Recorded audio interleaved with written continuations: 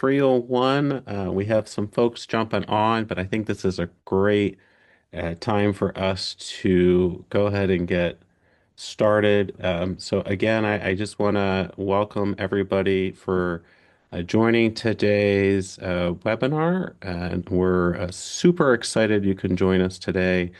This is about it's titled "Don't Go It Alone," and it's about convening your own election security work group. So glad you can join. And I just want to do a little brief introduction about kind of what the focus is here today and who the Election Security Exchange is. And then we'll turn it over to our fabulous panelists and we'll get going with the conversation. If you're not familiar with the Election Security Exchange yet, we're a relatively new nonprofit organization. We launched in January of this year to help election officials find and understand and act on the security resources that they need and that would be helpful. So we serve as a trusted nonpartisan front door for election security, helping to curate and translate security guidance into plain language, helping to point officials to the best tools and resources that are available, and helping to fill gaps if they exist. Our team brings together more than 300 years of combined experience from people who have run elections, built security programs at the state and local level, and also served as federal election security advisors. We work across cyber, physical, and operational security because threats don't like to fit neatly in one lane. And all of our resources are publicly available, they're free, and we're really focused on helping to reach smaller, under-resourced jurisdictions that often are the hardest to reach and most in need of support. So again, I appreciate you joining today. And our panel is going to focus on the importance of convening an election security working group. Maintaining the integrity of security elections takes a team, and election officials can't and shouldn't go alone. So by engaging with your partners across IT services, emergency response, law enforcement, municipal services, and other officials, you can bring those partnerships together, share information, and share lines of communication and develop response plans to help ensure that everyone is prepared and they have the resources they need to respond. So for our election officials on the call, you can work with those partners, you can leverage those partners and lean on them if and when something occurs. And before that occurs, it's important to bring those partners together and establish those relationships. So this webinar is really focused on education and helping to kind of tackle and structure your own election security work group. But for those that are on the call, we also ask that you refrain from using AI-powered meeting recording tools during the session. So we definitely appreciate your cooperation with that. But we will make this recording available afterwards as well. So no need to worry about that. You can just sit back, take in the conversation, and hopefully enjoy it along the way. And if you're new to our webinars, there is a Q&A feature that you can use in the chat. And so feel free to be leaving some questions along the conversation. If we don't pick it up immediately in the conversation, we'll definitely have some time at the end for some from Q&A. So please make use of that. We'd love to get you to your questions as we can. So with that, I would love to turn it over to our panelists who are joining us today to share their valuable insights. We have three lovely people joining us that have a varying experience in establishing and maintaining an election security work group, but all have fantastic lessons that we can all learn from. So first is Susan Lapsley. She's an election security consultant from the Election Security Exchange. We're also joined by Dave Tackett, the Chief Information Officer for the West Virginia Secretary of State's Office, and Hillary Francis, a town clerk in Brattleboro, Vermont. So first, I'd like to give Susan an opportunity to introduce herself and her background.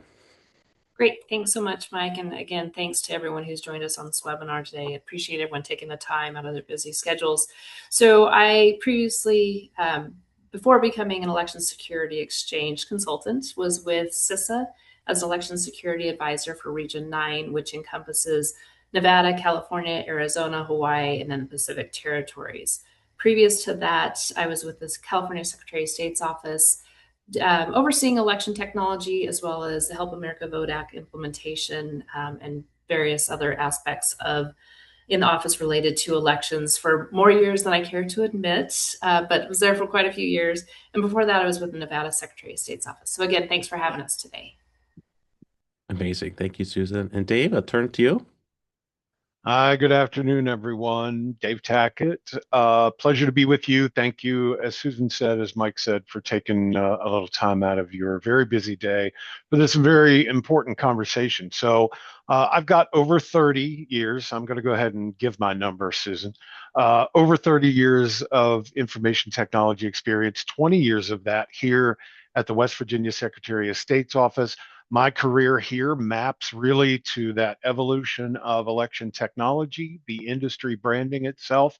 I like to say I've been here for all the paradigm shifts from HAVA to critical infrastructure designation, with a brief sabbatical to CISA as an election security advisor for Region 3, encompassing West Virginia, Delaware, Virginia, DC, Pennsylvania, and Maryland. Pleasure to be with you. Looking forward to the conversation. Thanks again. Over to you, Mike. Thank you. And Hillary. Hello, everyone. Thanks for being here and thanks for having me. I'm Hillary Francis. I am the town clerk in Brattleboro, Vermont. I've been serving as town clerk here for just about 10 years, working on local, state, and federal elections, anywhere from 1 to 4+ elections a year. And prior to that, I worked in the nonprofit and advocacy world, working on elections from that angle, getting articles on ballots, petitions circulated, get out the vote, knocking on doors, things like that. So thanks again. Amazing. All right. Well, thank you. We're excited to have all three of you here and appreciate you sharing your experience. I think we have a lot to learn here and putting together essential practices in strengthening election security across the country by leveraging an election security work group. So, speaking of a paradigm shift, I do want to add a little bit of a moderator note, if I will, on the operating environment about what's changed. Because election officials, as we engage in these conversations across the country, there are states that have already stood up their own election security work groups. There's even local jurisdictions that have stood up election security working groups. But there's also a number of jurisdictions that are still exploring the possibilities behind an election security work group, and there's varying degrees of interaction where some groups are continually meeting throughout the election cycle, whereas others are may have met once or twice, and there's no right or wrong answer. And that's what I love about the discussion we're going to have today, because it's all about meeting the needs of the jurisdiction. But what I would like to acknowledge early in the conversation that'll likely come out going into the latter part of the conversation is just the operating environment that we're in today, and where some jurisdictions might need to change how they're looking at an election security working group, or it'd be good for other jurisdictions that are just getting started to have an idea of where to potentially pivot or bolster kind of how they're approaching it today. And so, really, what I want to do is I just want to acknowledge the shift in the landscape that many of us are facing and navigating, and that is the changes to the federal elections security support structure that we have all relied on in recent cycles, and it changed significantly last year, where we saw CISA reduced its election-focused staff and programs, that Election Infrastructure Information Sharing and Analysis Center, or the EI-ISAC, had been defunded, and the MS-ISAC, or their Multi-State Information Sharing and Analysis Center, has been moving toward a paid model. Some of those services you were used to receiving may have been reduced or may no longer be available to your jurisdiction in the same way they were before.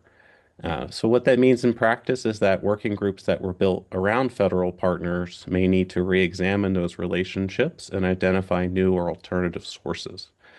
The good news is, though, the core value of the election security work group, that trust and communication and coordination you build, is certainly yours to keep no matter what is happening in the operating environment. And, in our conversation today, we'll touch on those mechanics, benefits, and certainly learning opportunities. So, without further ado, would love to jump into this. And before we kind of get into the nuts and bolts of the conversation, I would like to begin by hearing briefly from each of our panelists about their own experiences with an election security work group. What they've been a part of, what drew them to that type of coordination, just to give us a little bit of background and set the stage before we kind of get into the basics of building an election security work group. So, Susan, I'd love to start with you to hear your own experience.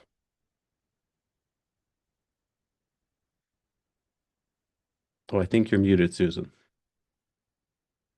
Yeah, there we go. Right, not magic. My experience goes back probably to 2017, so nearly 10 years ago. When I was at the Secretary of State's office, we worked very closely with our great partners at Cal OES and the FBI, and at the time DHS, to tilt up, I believe, what was probably one of the first election security task force working groups. We called it a task force, to put that together. It was in a, to a certain extent, we were creating the wheel. So my hope in this conversation is that for all of you out there that are interested in doing it, you know that the wheel's already created. Sometimes the wheel looks different, and you can lean on us to help create your own circle, your own support team to be able to help you. My other experience was actually then at CISA, being a part of working groups on from the CISA side to be able to help support local election officials and state election officials. I think and I know we'll get into this a little bit more, Mike, but some of the things that are really important as we go along is that first getting people to the table and helping them understand, right? I think in California for us, that was, since it was the first, a lot of people were like, well, we don't have anything to do with elections. Why would we want to come, be a part of that? Even though the critical infrastructure designation had been made. So it was really important to get people to the table and help them understand their role in that support group. And then I think the other piece of experience that I had was also helping local election officials tilt up their own uh, task force or working group to be able to bring their local entities together to help support and then be able to share that information up and down on their own. So thanks. All right. And how about you, Dave? What does your experience look like with an election security work group? I would say post critical infrastructure designation for elections and pre-federal service time. Looking back, I have to admit, we were so hyper focused on just our assets because coming out of 16 and coming out of that critical infrastructure designation, we were so focused on our own internal SOS hosted, maintained infrastructure, right? So that's when we developed sort of the small scope working group that included our US National Guard, our Office of Technology, um, really only focused on the small picture, right? Good, because in that evolution, we also created a really, thanks Susan for calling out. We also started to create the culture of awareness down to the counties. Our county clerks are our local election officials. So we started to build out from here at the SOS office a culture awareness of cybersecurity best practices, things like that. But I still feel like our election security work group was still very small in scope, very small in visibility, and immature, let's say that. Now, in my federal time, the I was exposed to multiple examples of broader coalitions, right? We were a little more mature as a country in our understanding of election security, all of the nexuses that existed. So, fortunately for me, there was enough diversity in my region with Delaware, PA. I had a couple of commonwealths, I had a couple of board of elections. Everybody did things a little differently, but the one thing I saw and really appreciated out of my region was they had really robust election security work groups that were top down, governors' offices involved, state offices of technology, emergency management, right? That top down, broader coalition is what I got exposed to. Now that I'm back at the SOS, not only do I have that elevated view of what a broader coalition looks like, but I'm also empowered to start building that out. And I have an embarrassment of riches with colleges and universities that want to get involved in that space, right? Being another seat at the table, along with the normal players that we now expect, Office of Technology, Emergency Management, and things like that. So, yeah, I think that's my view. Much more mature, um, personally, and in my experience in assessing and seeing those broader coalitions. Over. All right. I love that. And Hillary, I want to give you an opportunity too as well, to kind of hear how your jurisdiction has approached it so far. Yeah, so Mike, I have very limited experience with election security work groups. Um, Back in 2024, just before the presidential elections, every election training that I went to, everything was around security and how to handle it. And right, we weren't ever talking about running the election itself. It was all about security. And Mhm. I was honestly feeling really overwhelmed, feeling like suddenly I had to be an emergency response manager and I had to have all these tools. And then I was invited to join a tabletop exercise organized between CISA and our emergency response director here in town. And I was invited to join as a participant. And it was interesting because I kept asking, well, what are we talking about? What are the scenarios? And they're like, you shouldn't know that yet. The whole point is for you to join and see how you react and how you handle it so that we can give real feedback. And the lessons learned through that and the people at the table and the relationships built have been invaluable. And they continue. And while we've only had that one tabletop exercise, we're still always in communication. And like I said, we have 1 to 4 elections every year. And before each election, those conversations happen, whether it's in a small group setting or one-on-one. So even just that one time, has been invaluable here in Brattleboro. Amazing. And I think you offer such a critical insight to, particularly for a lot of local officials that might be listening in on this, and where you don't necessarily have to have a replication of what's occurring at the state level. And and at the local level, your responsibilities look different. You're more hands-on with the election and actual conducting the election. And you even mentioned it about like all these various things you now have to start looking at and the various hats you might have to apply to various scenarios. And so I appreciate you bringing that up because I think this is a great example of how you don't have to have such a big apparatus in an election security working group, and it's going to look different across jurisdictions. But at the end of the day, as long as you're getting value out of that, you can make it however you need to make it to support your operation. So I appreciate you sharing that. Um, so I would like to get kind of into the nuts and bolts now. Like we have some background on how you've experienced and approached election security working groups.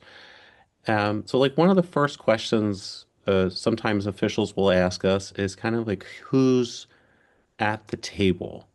And so I want to take a little bit of a step into what potential participants can look like in a working group, and who can be at the table. And this might look a little different at the state versus the local level, so that the team and the bench might look different. But who are some entities that jurisdictions typically look toward, or in your experience have looked toward to support a working group? So, Susan, maybe we can start with you. You've had a chance to kind of see this at the state level, certainly at the national level with your sister work, and help advise and observe working groups. So, who do you typically see participating in a group like this? Yeah, and just going back to Hillary's point of that, sorry, is that feeling of being overwhelmed. I want to acknowledge that and put a point in that, because I think as election officials, when we're wearing lots of different hats, sometimes it can be very overwhelming, and trying to get a starting point can be difficult, and feeling like, well, that's too much to take on at this time. And again, I hope that this webinar helps people take little bite pieces, and it's going to, coming back to your question, Mike, it's going to look different depending on the jurisdiction. So in California, with 22 million registered voters, a state with 58 counties, it's a big operation. It's a big apparatus. Conversely, if you go down to the local level, we have LA County, which is biggest in jurisdiction in the country, right? Their working group looks different than it does for Alpine County, which has 500 registered voters. And I think each entity has to determine what that looks like for themselves. I can say generally, as overarching principles, what we typically see is at the state level, you see the state election official, whether that be the Secretary of State or some other entity in the state. The emergency management here in California, it's called CalOES at the state level. And again, there's local versions of this. Sometimes the CISO, the state CISO, again, depending on the state. In California, the Secretary of State is a constitutional officer, so the Secretary of State is responsible for their own technology running their office. So the CISO isn't involved in the operations and how elections are run. Then on the federal side, obviously, CISA has been an important partner over the years. FBI, the fusion centers are huge. Again, before even getting into this, I didn't know what a fusion center was. So learning that was important. And then bringing in the local election officials in California over the years, we brought in the county leadership, and has been that was a really crucial piece to sharing information. And then legal, kind of a question mark there. I think sometimes either the AG or your county council or the local council, obviously attorneys wear different hats and look at things through a different lens. So those are typically the pieces of who comes to the table. I just add that it's important, like I said before, that when people come to the table, they know and understand what they're coming to the table for. Thank you for sharing that. And Dave, I want to give you an opportunity for this question too, but maybe with a little bit of a different flavor to it. Were there, in your experience, were there any partners when you initially kind of got exposed to an election security work group that maybe surprised you, and you didn't necessarily expect to see them there, but they were there? Couple of yeah, and thank you for that question. uh, the biggest surprise to me at the local level was K-12. Um, and because I had not entertained the nexus of them being the owners of polling places, them having safety resource officers, right, who understand the physical security and vulnerabilities of their building, as well as the IT leads for that particular school, that particular county, K-12 infrastructure, right? And we'll dig a little deeper into why that might be important, but never underestimate the polling place owners and their nexus to the elections operation, or their control or their relationship with the security and protective posture of that physical location or that infrastructure. Um, Real quick example, during my time at CISA, we were asked to brief Amtrak's executive members, like the president, the VP, their executive staff. We were asked to brief about election security, and in my region, we all sort of collectively got together and said, "Why is Amtrak asking for this?" Right? Until you start thinking about their relationship, their nexus to the elections operation. They transport voters to polling places. They've got ballot drop box at some of their Amtrak stations. So again, the surprise is uh, sometimes there are people who are involved in the security posture of elections that you may not expect. And always be open-minded about that, and always encourage those polling place owners to join the conversation because they know their space. Over. Thanks. And what I like about what both of you kind of brought up was you don't necessarily have to reinvent the wheel, right? Like there could be existing structures in place and where you can leverage those or resources that are already in place to kind of build off of and mold it for elections. So I think thanks for sharing that.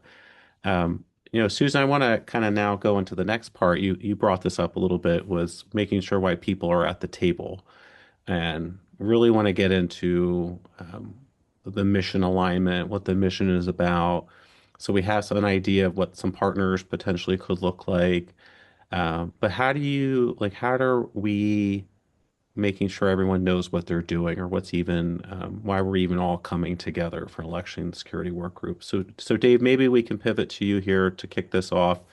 And from maybe like an IT side with your experience, I'm assuming mission clarity probably matters a lot because you need that. And um, but when you're trying to explain to a security partner why their role in an election context is different than their normal job and why they're there at the table, how do you approach that? And like, what does that look like to make sure everyone's aligned and contributing toward the same mission? So yeah, this is the one where I will start to ramble because I can talk forever. So please start playing music when I have to get off stage. But to me, it all starts with understanding, and I'll call back to what Hillary said. Right? We all know or very familiar with one version or another of uh, the visualization of all of the things that election officials have to manage. Right? And we usually see that slide as election officials as IT managers. Think about all of the disparate systems, voting systems, non-voting systems that election officials have to speak intelligently about, right? And the question that I always ask is, who protects what? Who responds to what? Right? And that should map to your incident response plan. That should map to your continuity of operations plan. If you don't know who protects what, or you don't know who responds to what, that's part of what the election security working group, right, is there to flesh out.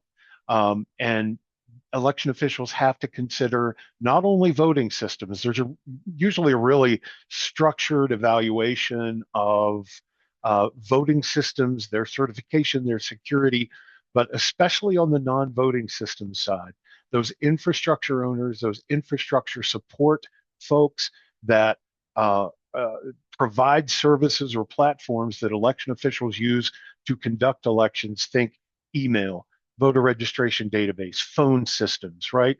And all of these players, when you answer that question, who protects what, who responds to what, you've got vendors, you've got office, state agency partners, you've got local jurisdiction partners, the fusion center that Susan mentioned, managed service providers, who provides and supports websites, emails, phones, building security, the industrial controls within a building, right? Who is responsible for protecting that, supporting that, and responding if a disruption happens?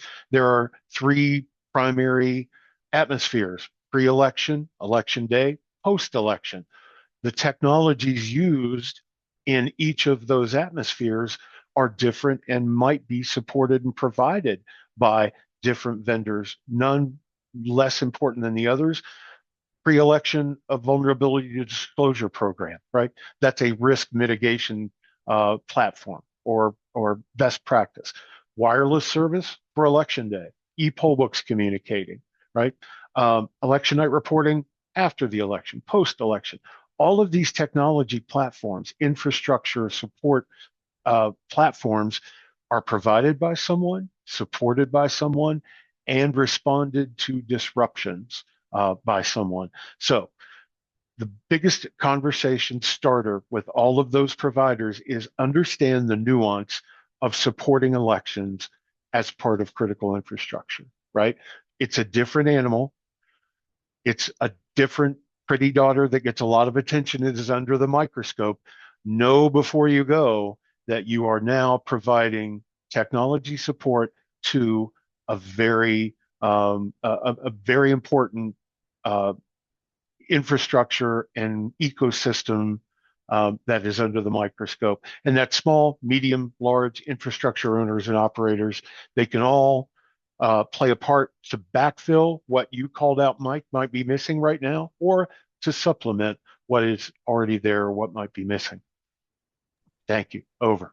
Yeah, and I remember when I was at the Secretary of State's office in Pennsylvania, uh, when we first got partners in the room, National Guard was there, and certainly state IT and their state's TSO and emergency management, and some of those players were relatively new to elections at the time, and something as simple as having everyone go around a room saying, "Well, what do you do?" Was I found incredibly helpful, and in that one of those initial conversations, that's when we first learned. This was back in like 2018, I think, and we learned that like the National Guard actually had the availability to do use training hours to do cybersecurity assessments at the Pen time. test. And I know Mhm, lots of states now use them.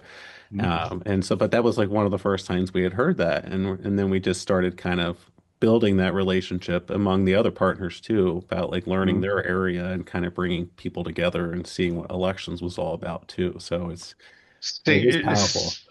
Same thing for the fusion centers. I think maybe Hmm. Susan called out to that, right? We didn't know until we started asking our partners and who the players were and what they did that our Hmm. fusion center actually monitors keywords in social media platforms, right? They've got Hmm. platforms that are monitoring for keywords, elections, elected officials, Secretary of State, right? We didn't realize that until we started partnering with them and learning what each other did. So yeah, great call out. And I think that it's important to, they say identifying the mission, right? That what the mission is, having that everyone's on the same page. And I think the other piece I said is identifying roles. And I think you guys are hitting on exactly what that means. It doesn't just mean, oh, okay, I'm law enforcement. It means talking about what each of those entities do and how they do it is important. To your point, Mike, of getting an understanding of what they are. I know when I first started and got involved in it as well, it's all kind of an alphabet soup with all the different, even at the state level, right? There's a lot of acronyms and a lot of insider baseball about who does what. So coming to the table and really explaining what capabilities are, what their roles are, and their functions are is really important. Absolutely. Yeah, I appreciate your share on that. Um, So now I want to kind of get into what does the cadence look like, right? So now we kind of have some partners identified. We have taken a look at mission alignment. You guys have made great points there. And what does this look like to sustain the partnership or continue those conversations, whether formally or informally?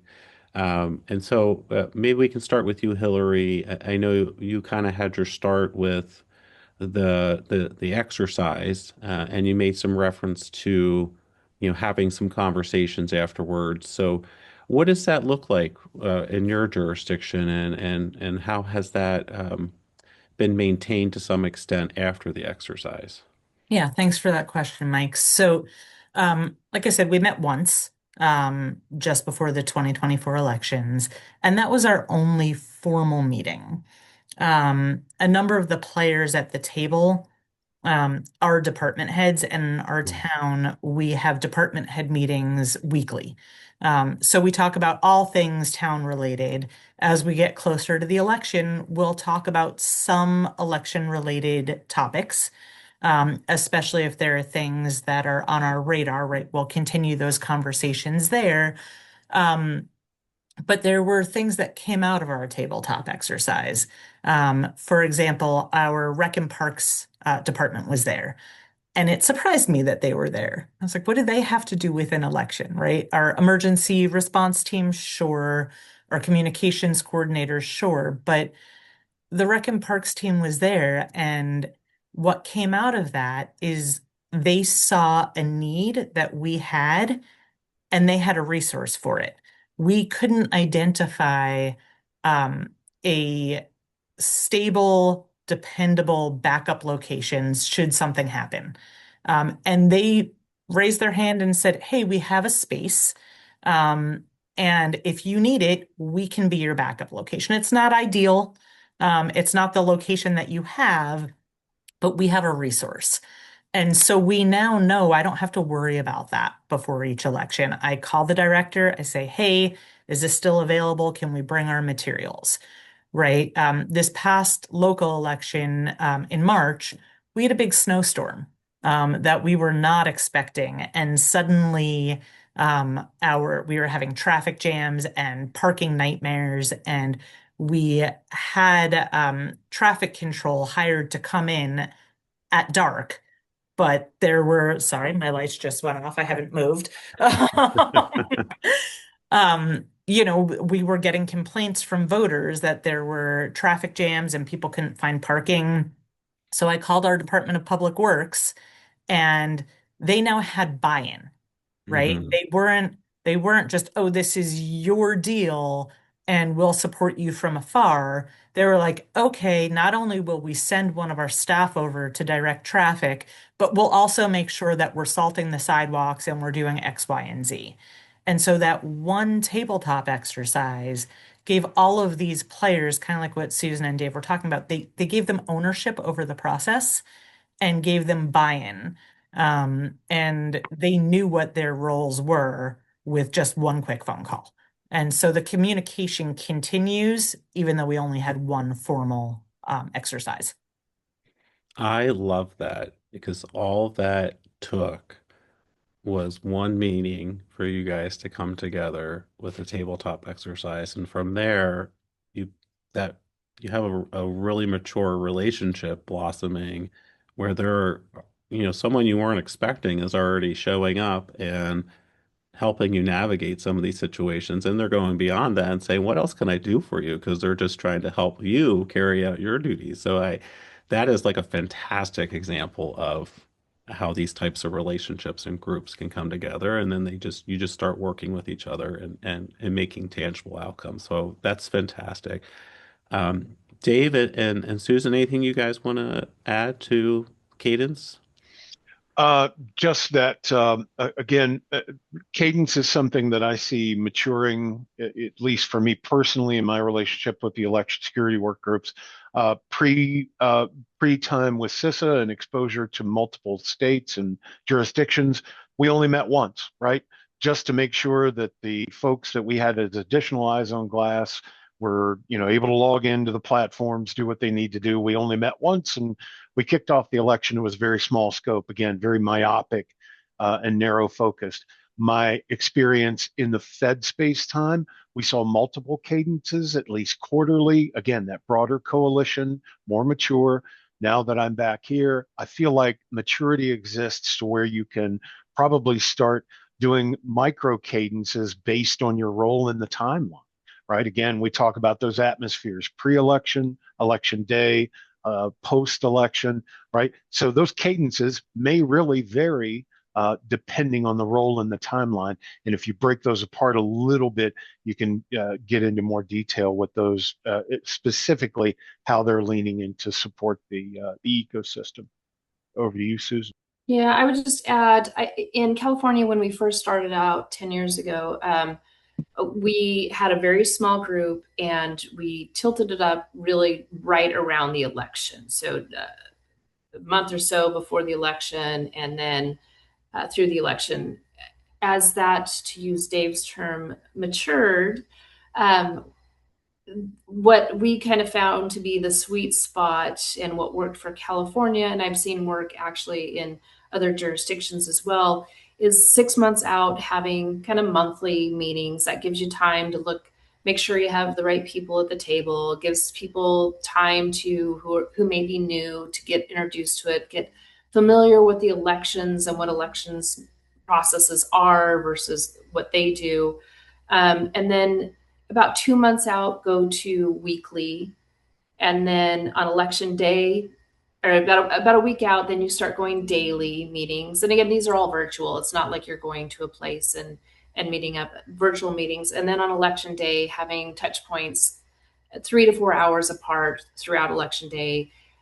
And the piece that I think surprised everyone is actually the after the election, because the election doesn't stop on election day, right? There's lots of processes and procedures that happen after. There's for depending on the state that you're in, right? There's audits. There's the accounting that continues. So we actually extended the cadence beyond the election to be daily for about a week, and not quite a week, but probably 4 days after the election daily. Again, just daily touch points. And then for the remainder of the canvas period, went to weekly after that. So that got us through the entire election cycle. And again, that was a learning process as we developed and matured our processes. People understood the whole election time period. That was very helpful. Again, to have it also helped with as issues came up, thinking back, as issues came up with like recounts, making sure that the partners understood that there may be something, other activities that are still election related that they may be impacted by.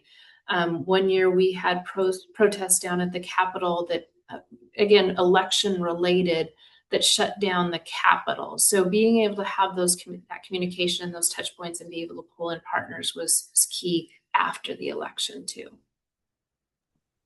Great. No, I think that's a fantastic uh, item to touch on is making sure you're having that post discussion as well to see where you can kind of grow from there. And so I appreciate you bringing that up. So what does the actual meeting look like? What has that look like in your experiences? And anyone can kind of jump in here. Uh, it's going to look a little different, state to state, certainly from state to local. And, in my own experience, I've seen groups kind of come together. Some have more of a focus on maybe a threat briefing or intelligence updates. They might be reviewing the operating environment within the jurisdiction. So if there's, any particular events or concerns have cropped up. But then others might just have more of a like planning type discussion around, what does our support look like for the upcoming election, or, if you need us, here's what's available. So what does that actually look like? What are some of the more kind of productive topics that you may have experienced, and anyone can jump in here, that you've seen have been really helpful for election jurisdictions and collaborating with these types of partnerships? I'll just jump in first here. I think the first meeting needs to be the introductions and the as we already talked about, the explaining of roles and capabilities. I think the other thing that we've found to be helpful is sort of an elections 101. So again, a lot of people are coming and not understanding elections, not understanding key dates.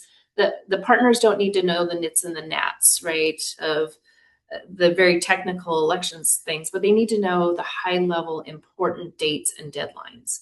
I think also in that elections 101 is understanding elections technology, because we had a lot of partners coming with very technical expertise and super knowledgeable. But elections technology is different, right? In California, it's air gapped; it's not connected to the internet.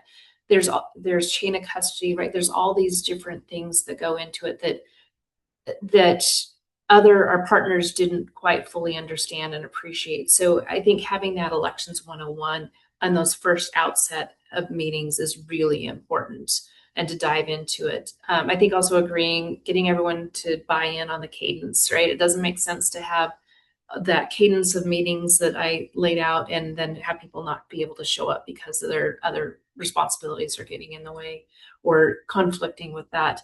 And then I think for us, the other important meetings leading up to an election were having a TTX.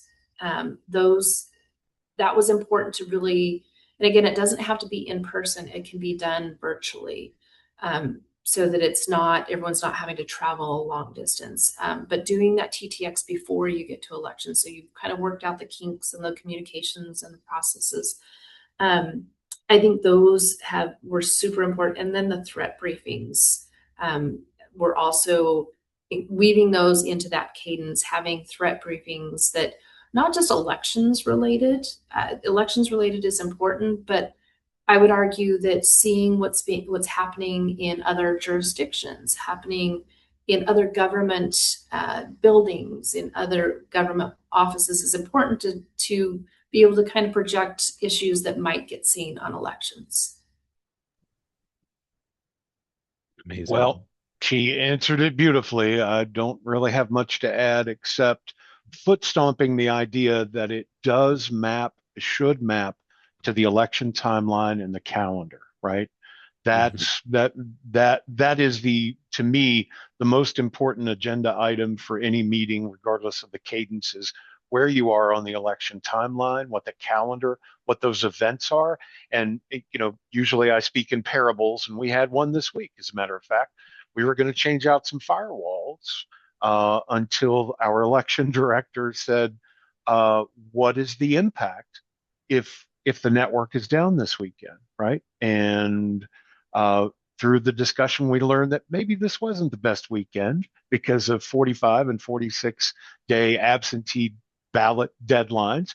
Maybe this wasn't the best weekend to have any potential disruptions or recovery periods that last past the weekend, right? So important on the agenda is where you are on the election calendar, that timeline. Then it becomes, I think, I'll again foot stomp what Susan said, the threat briefings. And those threat briefings are not necessarily bad or threatening events, but outbriefs from those SMEs, those owners and operators looking for the deltas. What's going to be a change? What's going to be a variable? And what dependency do we have that may be impacted by something that's happening in another space, in another agency, or with an MSP or an infrastructure technology provider? What's happening in your world that might impact our elections world? So, Mhm. Yeah, yeah, and just to elaborate on the threat brief, I think you actually bring up a really good point. It doesn't have to be about a threatening event. It can really be more of like a risk focused discussion. Like, so one of the things that we used to do in Pennsylvania was even the state meteorologist would be chiming in through emergency management and be sharing weather updates. And we would take those weather reports for the state or the Commonwealth, and we would drive that out to the counties, and would also give like a tip off to the Public Utility Commission too. Like, oh, we know storms are coming in. We need to be paying attention to, all the polling locations now within this pathway of the storm. And so I think you've just brought up a really great point. So I just wanted to really highlight that. Yeah, and I would just sort of piggyback off of that. I mean, one thing that I really appreciated with our tabletop exercise is, like, Brattleboro is a small community, and we always think, oh, nothing big is ever going to happen to my little community, right? And of course it can. Um, Anything can happen anywhere, as we've seen. Um, but I really appreciated that we had conversations that felt realistic, to what might happen. So it wasn't like this big event, though it could happen, but we stayed small, we stayed local, right? There might be an angry voter that comes in and flips a table. How do we deal with that? But it wasn't just a physical threat, right? Like there is misinformation, disinformation, malinformation that's going out, like Susan was saying, before the election, during the election, after the election. So, how do we work with our communications coordinator to make sure that all of the messaging we're putting out is clear and it's obvious it's coming from us? And where do people know that they can go to find trusted information? If something does happen at the election, how are we sending out that consistent information, right? And so it wasn't this big scary threat that we were talking about that was going to make my poll workers say, you know what, I'm not working elections anymore. This is scary. Um, but it was touching on real life experiences that can happen that didn't have to be scary, but we still needed a plan and we still needed to know who to go to for Hmm. this task or this task. Yes, absolutely. I appreciate you bringing that up. That's a great addition. Um, so just taking a look at the time, I'm going to transition us and kind of wind our discussion down with a rapid fire question, if you will, where I'm going to ask you to be really brief in your response. But before I do that, I would like to remind the audience members, if you have a question, feel free to drop it into the Q&A, and we'll get to it at the end here because as soon as we're done with the rapid fire, we're going to open it up to audience Q&A to see if you have any questions on the discussion. But what is one actionable item that you could give to a jurisdiction if they were going down this path and haven't really started it yet? It could be from an organizational standpoint, you know, technical standpoint, or just community relationship perspective. What is a concrete step or a nugget of information that you would share with a jurisdiction that they should be doing with their partners at the table? And anyone can jump in here. But I would love to hear your thoughts on that. I'll just start by saying make sure as much as possible, where possible, the election official is the lead, right? In the convening, because they are the holder of the calendar, the timeline, and the context and nuance. Minimize the egos, right? With some of these players, you're going to have some really strong egos. So I think if you clearly articulate that the election official is the one that needs to lead these convenings, that's really important. And just like Hillary said, tabletop as much as you possibly can and entertain the what ifs, even if it's in a narrative discussion, very communal discussion platform. Doesn't have to be fancy, doesn't even have to be official structure. Uh, Talk it out and make sure the election official is the lead. Over. Just for a record, I think that might have been three things. No, We for we me, we don't do math here, Susan. You know. I think the other thing, the one thing, if you don't have time to do all the other things, right? If that's too much, know who, if something goes wrong, who you're going to call and have their number, their email, something that's a backup, not just one source. Make sure it's multiple sources, because if phones go down, then you need to be able to connect. You need to be able to connect with them a different way. That would be my one thing. If you can't do anything else, do that. Yeah. I would say, yeah, from a community relationship perspective, um, think about, right, all the things that need to get done that are on your plate and who might be better equipped to do it, right? Who are all the stakeholders internally and externally? What roles could they play that they might be more effective than one person alone doing it would be? And then I would also say make sure that whoever is responsible for media communications has a list of all of the media outlets at the ready. Amazing. Thank you all. Okay, I am going to turn to see what questions we have coming into the queue. So give me 1 second. While I'm doing that, just so everyone knows, I dropped two resources in the chat. One is an election security working group resource from the exchange to help jurisdictions kick it off. And then there's also a resource from the Committee and Safe for Safe and Secure Elections. They also have a resource on kind of getting partners at the table with an emphasis on law enforcement partners. Uh, both are great points to take a look at, so I just wanted to draw those out. Um, so one question was whether anyone has lessons learned from your experiences. We've covered a lot of ground today in our discussion, but has there been anything you learned along the way or kind of evolved how you've tackled election security work group since it got started? Again, I'm happy to volunteer with the one bullet I have. Additional eyes on glass, especially on your technology platforms. Additional eyes on glass are not just necessary on election day.